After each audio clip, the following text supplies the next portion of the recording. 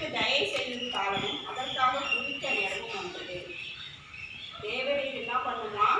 எழுந்தருளி சீயோனுக்காக என்ன பண்ணுமா? இறங்கணும். சீயோன் என்றது சபையை குறிக்கும். சபை ரெண்டாவது சபையாகிய ஜனங்களை குறிக்கும். அப்ப சீயோன் என்ன பண்ணணும்? சீயோனுக்கு இறங்கணும் அப்படின்னு சொல்றேன். சீயோனுக்கு என்ன பண்ணணும்? இறங்கணும். சீயோனுக்கு என்ன பண்ணணும்? நீங்க என்ன பண்ணுங்க? இறங்குங்க அப்படின்னு சொல்ற. அடுத்தது ரெண்டாவது அதுக்கு தயை செய்யும் காலமும் அதற்காக குறித்த நேரமும் வந்தது. தயை செய்யறதுக்கு சீயோன், அதாவது சீயோன் குமாரத்தி எவ்வளவு நாளைக்கு ஆண்டவர்கிட்ட என்ன பண்ணுவா? ஒரு விஷயத்தை குறித்து நம்ம செபித்து கொண்டே இருக்கிறோம். அந்த எவ்வளோ நாட்களாயும் என்ன பண்ணல, அதுக்கான பதில் கிடைக்கல அப்படின்னு சொல்லி ஆனாலும் நம்ம விடல. ஜபத்துல நம்ம என்ன பண்றோம்? ஜெபித்து கொண்டே இருக்கிறோம். அதுக்கு ஆண்டவர் சொல்றாரு, அதற்கு தயை செய்யும் காலமும் அதற்காக குறித்த நேரமும் வந்தது. நீ எந்த காரியத்துக்காக ஜெபித்து கொண்டு இருக்கிறோயோ அதற்கு தயை செய்யும் காலமும் அதற்காக குறித்த நேரமும் வந்தது அப்படின்னு சொல்லிட்டு சொல்றேன். அப்ப நம்ம எதுக்காக ஜெபிச்சுட்டு இருக்கிறோமோ, எத்தனையோ நாட்களா கண்ணீரிட்டு நம்ம என்ன பண்ணிருப்போம்? ஜெபித்திருப்போம். ஆண்டவர் இந்த விண்ணப்பத்துக்கு பதில் கொடுக்கவே மாட்டாருன்னு சொல்லி நம்ம ஏங்கி தவித்த நாட்கள் இருக்கு இல்லையா? ஆனாலும் அதற்கு தயை செய்கிற காலமும் நேரமும் என்ன பண்ணிடுச்சு? இப்ப வந்துடுச்சு அப்படின்னு சொல்லிட்டு சொல்லப்படுது. யாருக்கு? சீயோன் ஜெபிக்கிற ஜபத்துக்கு, சபையாகிய நாம் ஜெபிக்கிற ஜபத்துக்கு தயை செய்யும் காலமும் நேரமும் வந்துடுச்சு. ஆண்டவர்கிட்ட நம்ம எதுக்காக நம்ம மன்றாடி போராடி ஜெபிக்கிறோமோ அதற்கான பதில் என்ன பண்ணிடுச்சு? கிடைச்சிருச்சு. ஆபிரகாம் கூட என்ன பண்றாரு? தனக்கு ஒரு குழந்தை வேணும்னு சொல்லி என்ன பண்றாரு? எவ்வளோ நாட்களா ஜெபித்து கொண்டிருக்கிறார். தன்னுடைய 75வது வயதுல ஆண்டவர் என்ன பண்றாரு? உனக்கு ஒரு குழந்தைய நான் தருவேன் அப்படின்னு சொல்லிட்டு ஆண்டவர் சொல்றாரு.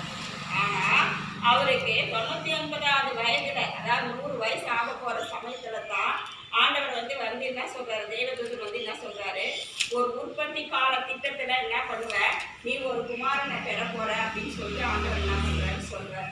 அப்ப என்ன செய்யறாரு? ஆபிரகாம் மனைவி என்ன நினைக்கிறாங்க? நானே கேள்வி ஆயிட்டேன், வயசு ஆயிட்டேன், வயசு முடிந்து போயிடுச்சு, ஸ்திரீகளுக்குள்ள வழிபாடு நின்று போயிடுச்சு, இனி எப்படி என்னால குழந்தை பெற்றுக்க முடியும்? ஆபிரகாமுக்கோ என்ன பண்ணிடுச்சு? வயது ஆயிடுச்சு, இனி எங்களால எப்படி குழந்தை பெற்றுக்க முடியும்னு சொல்லி நினைக்கிறாங்க. அப்ப ஆண்டவர் சொல்றாரு, தேவதூதன் சொல்றாரு, நீ ஏன் நகைக்கிற? கண்டிப்பா ஒரு உற்பத்தி கால திட்டத்துல நீ என்ன பண்ணுவ? ஒரு குமாரனை பெற போற அப்படின்னு சொல்லிட்டு ஆண்டவர் வந்து பேசுறாரு. அப்ப அதுதான் கர்த்தர் வந்து சீயோனுக்கு தயை செய்யற காலமும் நேரமும் என்ன பண்ணிடுச்சு? நெருங்கி வந்து போயிடுச்சு அப்படின்னு சொல்லிட்டு இந்த வசனத்துல போடப்பட்டிருக்கு. அப்ப சீயோனுக்காக அவர் விண்ணப்பத்தை அவர் கேட்காதவர் அல்ல, நம்மளுடைய விண்ணப்பத்தை தள்ளி விடுகிற தேவன் அல்ல, நம்மளுடைய செவிக்கு அவர் பதில் கொடுக்கிற தேவன் அல்ல.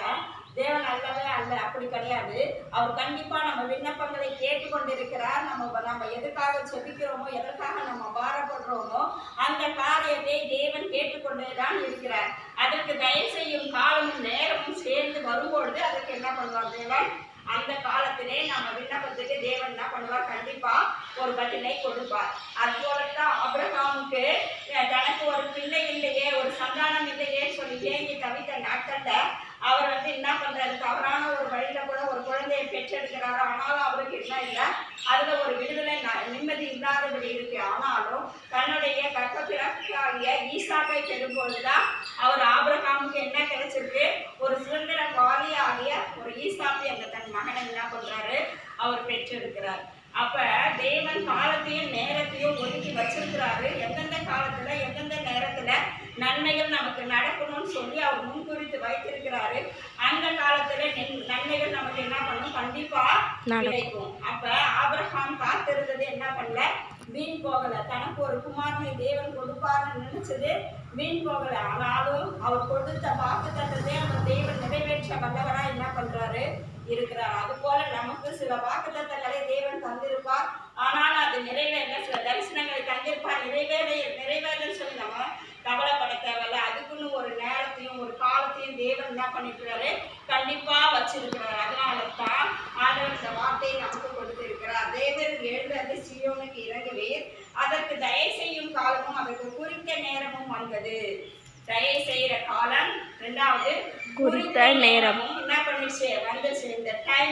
இந்த டைம்ல கன்ஃபார்மா கிடைக்க போகுது, இந்த காலம் அப்படின்னு சொல்லி இந்த காலத்துல இந்த நேரத்துல கண்டிப்பா கிடைக்க போகுது, அதற்கான ஆசீர்வாதம் கண்டிப்பா உண்டாக போகுதுன்னு சொல்லி ஒரு நேரத்தையும் காலத்தையும் தேவன் என்ன பண்ணியிருக்கிறாரு, நமக்கு என்று முன்குறித்து வைத்திருக்கிறார்.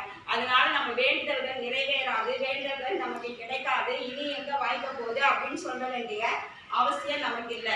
ஒன்றுமே இல்லாத இனி நமக்கு அந்த காரியங்கள் வாய்க்கப்படாதுன்னு சொல்லி நம்ம நினைக்கிற அந்த நேரத்துல தான் தேவன் அற்புதமாய் நமக்கு என்ன பண்ணுவாரு, ஆசீர்வாதத்தை கொடுப்பார். நான் கூட குழந்தை இல்லாத இருந்தப்ப இனி நம்ம வாழறது எனக்கு வேஸ்ட்டு, இனி 4 பேருக்கு சத்தியத்தை சொல்லி தேவனுடைய நாமத்தை மகிமைப்படுத்திக்கிட்டு நம்ம இருந்துக்கலாம், நமக்கு வாழ்க்கையே தேவையில்லை அப்படின்னு சொல்லி இருந்த சூழ்நிலையில தான் தேவன் எனக்கு அற்புதமாய் 2 பிள்ளைகளை கொடுத்து என்ன பண்ணாரு, ஆசீர்வதித்தார். தேவன் எனக்கு பிள்ளைகளை கொடுக்க வேண்டும் என்று அவர் குறித்த ஒரு நேரத்தையும் குறித்த ஒரு காலத்தையும் வைத்திருந்திருக்கிறார்.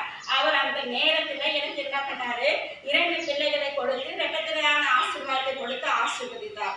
அது போலத்தான் நாம எதுக்காக நம்ம வேண்டிக்கிட்டு நம்ம விண்ணப்பம் பண்ணிக்கிட்டு நம்ம கதறி கொண்டு இருக்கிறோமோ அந்த காரியத்தை தேவன் கேட்காதவர் அல்ல, அவர் நம்மளுடைய விண்ணப்பத்தை மறந்தவர் அல்ல. அவர் நம்ம மனுஷன் என்ன பண்ணுவான், ஒரு சில வேலைகளை நம்ம சொல்றதை கேட்பாங்க, ஒரு சில வேலைகள் அதை மறந்தே போவாங்க, நம்மளை பார்க்கும்போது அந்த ஞாபகம் வரும். ஆனால் தேவன் அப்படிப்பட்டவர் அல்ல. எந்த காரியத்துக்காக நம்ம விண்ணப்பம் பண்ணுகிறோமோ அந்த காரியத்தை தேவன் மனதிலே வைத்திருக்கிறவர், அதை நிறைவேற்றும் காலத்தையும் நேரத்தையும் தேவன் அறிந்திருக்கிறவர். அந்த காலத்திலே நேரத்திலே தேவன் நமக்கு அதை என்ன பண்ணுவார், கண்டிப்பா வாய்க்க பண்ணுவார். அப்ப நாம என்ன பண்ண தேவையில்ல, கலங்க தேவையில்ல, பயப்பட தேவையில்ல. நமக்கு இந்த நேரத்துல இந்த ஆசீர்வாதம் கொடுக்கணும் தேவன் முடிவு வச்சிட்டாருன்னா அதை மாற்ற யாராலும் என்ன பண்ணாது முடியாது. கண்டிப்பா அதை தேவன் ஆசீர்வதித்தே தீர்வார். அப்ப ஆபிரகாமுக்கு ஒரு உற்பத்தி கால திட்டத்துல உன்னுடைய மனைவி ஒரு குமாரனை பெறுவார் சொல்லிட்டு சொன்ன வார்த்தையை தேவன் என்ன பண்றாரு, நிறைவேற்றி கொடுக்கிறார். ஈசாக்கு என்ற ஒரு மகனை அற்புதமாய் தேவன் என்ன பண்றாரு, அவங்களுக்கு கொடுக்கிறார். அப்ப நமக்குன்னு வைத்திருக்கிற ஒரு காலம், ஒரு நேரம், தேவன் நியமித்திருக்கிற குறித்திருக்கிற காலம் நேரம் ஒன்று உண்டு. அந்த நேரத்துல காலத்துல நமக்கு எல்லா நன்மைகளும் என்ன பண்ணும், நம்ம கேட்கிற விண்ணப்பத்துக்கு தேவன் பதில் கொடுத்து அந்த நேரத்துல நம்மளை நன்மையால் நிரப்புவார். அதுக்காக நம்ம என்ன பண்ண தேவையில்ல, எவ்வளவு நாள் வெயிட் பண்றோம், இந்த விண்ணப்பத்துக்கு பதில் கொடுக்கலையே, ஆண்டவர் பதில் கொடுக்கலையே என்று கவலைப்பட தேவையில்ல. எல்லாவற்றையும் அவருடைய பாதத்தில் நம்ம வைக்கும் பொழுது தேவன் நம்மளை ஒரு குறிப்பிட்ட நேரத்துல காலத்துல ஆசீர்வதிக்க வல்லவராய் இருக்கிறார். புரியுதுங்களா?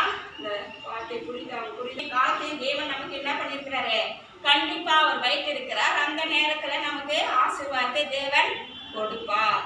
ஜெபிக்கலாமா? ஸ்தோத்திரம் ஆண்டவரே, நன்றியோடு கூட துதிக்கிறோம் அப்பா. இந்த வேலைக்காய் நன்றி செலுத்துகிறோம்.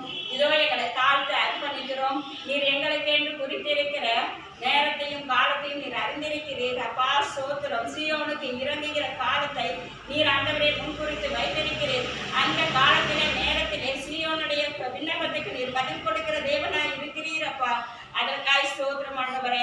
ஆண்டவரே, எங்கள் விண்ணப்பங்களுக்கு பதில் கிடைக்க வேண்டியவில்லையே என்று நாங்கள் வருந்த தேவையில்லை, கலங்க தேவையில்லை, நாங்கள் வேதனைப்பட துக்கப்பட தேவையில்லை. தேவன் அந்த ஏற்ற காலத்திலே நீர் அதை செய்ய வல்லவராய் இருக்கிறீங்க. அதற்காய் ஸ்தோத்திரிக்கிறோம் ஆண்டவரே. அப்பா, இந்த வசனத்தின் படியாய் நீங்க சீயோனுக்கு இறங்க போறீங்க. ஏற்ற காலத்துல நேரத்துல நீர் ஆசீர்வாதத்தை கட்டளையிட போறீங்க அப்பா. அதற்காய் நன்றி அப்பா. எல்லா துதிகளை மகிமை அப்பா உங்க செலுத்துகிறோம். நீ கொடுத்த இந்த வார்த்தைக்காய் நன்றி செலுத்துகிறோம் அப்பா. இயேசுவின் மூலமாக நல்ல பிதாவே. ஆமென்.